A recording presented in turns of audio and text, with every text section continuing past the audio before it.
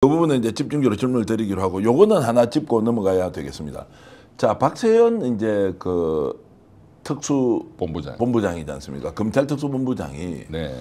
자, 심우정과 결이 다르다라고 우리가 생각을 했고 네. 윤석열 재구속에도 적극적으로 나설 줄 알았는데 네. 자, 김건희 수사도 그렇고 윤석열 재구속도 그렇고 오히려 좀 의지가 줄어들었느냐 이제 이런 부분에 대해서 변호사님이 좀 냉정하게 보시면 어떻습니까? 박세현 제대로 할 것 같다라는 생각을 했던 분들도 많거든요. 근데 지금 결과적으로 보면은 일단 본인도 그냥 검찰 일반 스탠스를 취하는 것 같습니다. 어떻게 봐야 됩니까? 그러니까 제가 말씀드렸지만 박세현 본부장이 심우정 검찰총장과는 각을 세우는 것처럼 대립각을 세우는 것처럼 스탠스를 취했지만 굉장히 정무적인 감각이 뛰어난 사람이거든요. 그리고 검찰은 우선은 자기 검찰의 밥그릇이나 검찰의 이익이 가장 우선하는 집단이에요. 또 이 간부들일수록 그렇기 때문에 그 한계를 벗어나지 못했던 거고 또 그 한계를 벗어나기가 어렵다고 봅니다. 왜냐? 네. 본인도 털면 나올 게 많을 거거든요. 그래요. 아이고 뭐 특수부 과거 중수부 이 소위 이제 고위직 정치 검사들 중에 털면 안 나오는 사람은 한 명도 없습니다. 같이 한 배를 기본적으로 탄 사람들이기 때문에 제가 아직까지도 좀 순진한지 그래도 좀 박세현 저 본부장 같은 경우에는 부친도 뭐 박순영 검찰총장이었고 네. 이번에 뭔가 좀 확실하게 그래도 마지막까지 좀 검찰이 국민들에게 신망을 조금이라도 얻는 선택을 하지 않을까라고 생각했는데 너무나 뻔히 보이는 윤석열 김건희 문제에 대해서 손을 놓는다는 것이 그렇죠. 좀 이해가 사실은 좀 되지 않았습니다. 그러니까요. 알겠습니다. 자, 그러면 이제 조은석 특검 쪽으로 바로 가보겠는데 네. 고검에다가 이제 사무실 2개층을 쓰고 있다라는 것 가지고 뭐 말이 계속 많고 그렇습니다. 무엇보다도 이 말이 많은 내용에 대해서 본인이 이렇다 저렇다 해명을 하지 않습니다. 그렇습니다. 이거 어떻게 봐야 됩니까? 그래서 이제 사실 이제 지금 특검 임명된 이후에 지금 거의 한 일주일 지났죠. 지난주 18일 목요일 날 임명된 걸로 기억나는데 그러니까 딱 일주일이 지금 지나고 있는데 조은석 특검께서 저는 지금도 계속 국민에 대해서 좀 의구심을 갖게 만드는 행보를 하고 있고 이거는 클리어를 시켜주셔야 됩니다. 그 근거는 특검이 자기 마음대로 할 수 있는 재량권이 있는 게 아닙니다. 내란 특검 법률에 따라서 특검을 하는 것이기 때문에 그 법률 제13조의 제목이 대국민 보고입니다. 보고. 네. 그 내용은 피의사실을 공표해서는 안 되기 때문에 특검은 피의사실 이외에 수사과정 전체에 대해서 국민의 알 권리를 보장하기 위하여 국민의 알 권리 차원에서 언론 브리핑을 할 수 있다. 재량으로 돼 있지만 그것은 이제 매일 하는지 뭐 등등 이런 거는 재량에 맡겨야 되겠죠. 그런데 그게 무조건 내 마음대로 할 수 있다. 그 전혀 아닙니다. 제목이 대국민 보고고 특히나 국민적으로 관심사가 너무나 큰 그런 경우에는 대법원 판례가 있습니다. 법률에 공무원에게 재량권을 무언상 부여됐다 하더라도 문헌상 부여됐다. 문헌상 부여됐다. 할 수 있다니까 예, 예. 일단은 재량으로 보이죠. 그렇다 하더라도 국민의 기본권 관련성이 너무나 중대한 경우에는 그 재량권은 0으로 수축한다. 재량권이 없어진다 이런 얘기예요. 재량권 수축의 법리라고 합니다. 네. 예, 재량권은 수축 없어지고 의무가 생긴다라는 게 대법원 확립된 판례예요. 그런데 이제 이번에 그 김용현 씨의 그 구속영장 연장 이 부분은 정말로 국민들 알 권리 기본권 차원에서 너무나 중대한 것이잖아요. 또 이 민주주의 수호 차원에서 너무나 중대한 거거든요.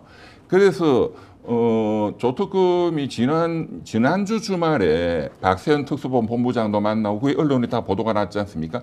굉장히 빨리 이제 움직였는데 그거는 잘하셨지만 그렇다면 박세현 본부장 만나서 맨 먼저 체크했었어야 되는 것이 이 신병 확보에 대한 것이고 여태까지 왜 특수본에서는 그 조치를 안 했느냐 이런 것도 또 지적을 했을 것이고 거기에 대해서 나는 월요일날 화요일날 즉시 추가 기소 및 신병 확보를 위한 구속영장 연장 조치를 나는 하겠다 그렇게 지휘를 하고 다 특검법에 있습니다. 법적 근거가. 그리고 13조에 따라서 대국민 브리핑을 했다면 훨씬 더 박수를 받지 않았겠느냐. 지금 뭐 잘하셨지만 지금이라도 좀 그런 조치를 해주시기를 바랍니다. 자, 권유로 들리지만 실제로 이제 문제가 있다라는 걸로 동시에 느껴지는데 실제로 그러면 조은석 특검이 이런저런 상황들을 왜 검찰 또는 기존에 있는 조직의 눈치를 보는 것처럼 이렇게 행동할까? 그러니까 그게 지금 모든 분들이 궁금한 거잖아요. 네. 그 속마음이 알 수는 없지만 제 추측으로는 보십시오. 김건희 특검, 판사 출신이시잖아요. 최상병 특검은 또 뭐 군대 법무관 출신이시고 이 두 분은 일단 사무실을 서초동 다른데 청사 바깥에 있는 사무실 많거든요. 비어 있는 데가 거기 다 잡고 잘하고 계시잖아요. 그리고 여태까지 국가적으로 중요한 여러 특검들이 있었는데 단 한 번도 검찰청 안에 했던 적은 없습니다. 예, 한다면 정부 청사도 비어 있는 과천에도 많고. 예, 한데 왜 그럴까? 그래서 여러 추측들이 난무하잖아요. 여기에 대해서 본인이 설명을 해야 되거든요. 내가 불가피하게 이것을 선택을 하는 게 가장 국익을 위해서 최선이라고 저는 이렇게 판단을 했습니다. 오늘이라도 설명을 하셔야 돼요. 전언으로는 나왔습니다. 이제 그게 이제 정보 관리 측면에서 굉장히 중요하고 업무의 효율성을 높이는 데는 뭐 서울고검 두 개청을 쓰는 게 낫다라고 이제 전언으로는 나왔습니다. 네. 자, 근데 실제 국민들 앞에 이제 설명해야 된다는 그렇습니다. 그리고 어제 보도 보면은 고검에 완전히 사무실이 준비되기 전까지 서울 동부지검 사무실을 임시 사무실로 쓴다는 거잖아요. 네. 왜 또 임시 사무실은 또 동부지검을 또 해야 되느냐. 네. 예. 보안이 중요하죠. 보안이 아무리 중요하다 하더라도 과거에 그 중요한 특검들은 보안을 생각을 안 한 게 아닐 테고 그리고 지금은 국민들이 이 검찰청을 해체해야 된다는 법안도 지금 제출이 돼 있고 한마당에 이 검찰의 지난 3년 동안의 검찰 독재가 나라를 망쳐가지고 지금 새로운 그 민주정부가 들어섰는데 그런 어떻게 보면 굉장히 지극히 기술적이고 그런 지엽적인 논리를 가지고 이 전 국민의 분노를 자아내게 만든다? 이거는 저는 명분이 전혀 되지 않는다. 그러면 추측한다면 뭐냐? 저는 그래서 다시 한번 이분의 정체성에 대해서 지적을 할 수밖에 없다. 이미 임명이 됐기 때문에 뭐 해임시키고 이런 것은 현재로서는 뭐 안 되는 일이지만 그리고 모든 공직자들은 국민들의 견제와 비판을 받아야 되잖아요. 그 다른 특검들도 마찬가지입니다.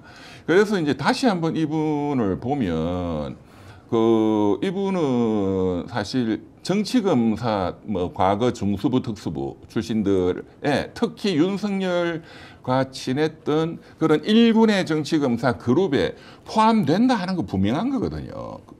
특히 이분이 이제 그 일군에 들어갔던 때는 그 2009년 이명박 정부 들어서서 그 노무현 수사를 했던 그때 이분이 대변인 했다는 거는 뭐 다 알려진 것이고 또 이제 그래서 대검에 이제 근무한 게 꽤 이분이 됩니다.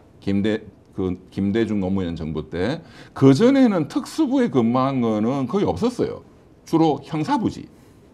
그런데 이제 그때 대검 정보분석관 범정이라 그러죠. 범죄정보분석관 을 했고 거기에 과장도 했고 대검에 송무과장도 했고 그리고 이제 노무현 대통령 서가할 그 당시에는 그 이인규 중수부장 그 밑에 그 악명 높았던 홍만표 위에서 이렇게 웃으면서 보고 있었던 그다음에 우병우 그 라인의 대변인이었거든요. 그러니까 자꾸 의심을 지울 수가 없는데 이제 일각에서는 이런 말씀만 하시죠.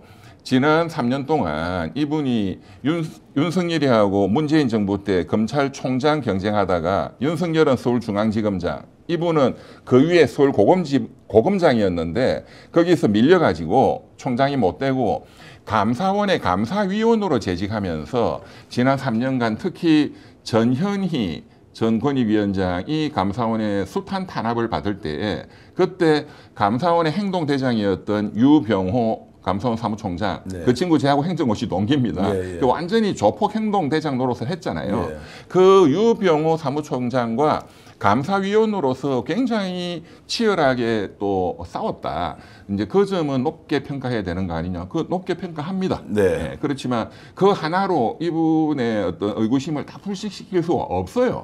왜냐하면 본인이 지금 자꾸 이런 것을 만들고 있기 때문에. 네. 그래서 어쨌든 하시라도 오늘이든 주말이든 빨리 사무실을 빨리 세팅해버리면 안 되니까요. 절대로 고검의 사무실을 두면 앞으로 모든 이 수사가 의심을 받을 겁니다. 불편한 질문 드리면 대답하실 겁니다. 네네, 뭐든지. 그래서 조은석 왜 고검 사무실로 들어갑니까? 고검 두 계층을 왜 씁니까? 그래서 그러니까 이력 말고요. 왜 씁니까? 왜 그러니까 이 사람은- 모든 걸 그분이 생각을 충분히 했을 거란 말이에요. 예. 제가 드린 말씀도. 그런데 왜 또 굳이 서울고검일까? 예. 저는 이분이 서울고검장을 또 했잖아요. 그런데 검찰총장은 못 했잖아요. 어떤 내가 본인, 그러니까 검사는 평생 검사라는 정체성에서 살거든요. 거기다가 그 고위직까지 갔다가 총장 밀리고 자기하고 경쟁자였던 윤석열이를 지금 잡아 넣어야 되는 입장에서 본인이 친정에 자, 내가 돌아왔다. 내가 검이 한양했다. 이전에는 윤석열이한테 졌지만 그리고 내가 앞으로 어떻게 하는지 내가 보여줄게. 그리고 나는 더 올라갈 때가 또 있어.